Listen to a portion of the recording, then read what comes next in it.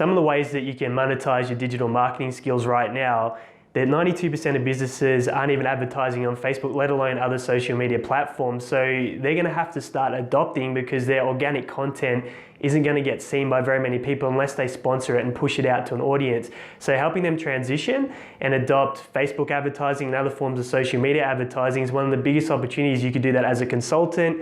You could charge per lead that you're able to generate them, or you could charge simply a commission or a percentage of the sales that you're able to bring in by setting up these advertising campaigns.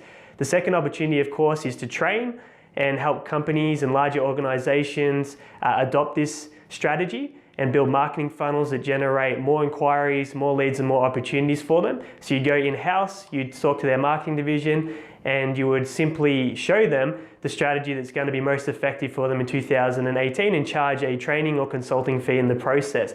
The final thing that you can do is, of course, build your own business, and you can sell or promote an opportunity or an offer or a training or a skill or a service that you're passionate about, and of course generate your own leads and convert your own sales online. So there's a few different ways that you can capitalize on digital marketing skills and create additional income and revenue streams for yourself in the next 30 to 90 days.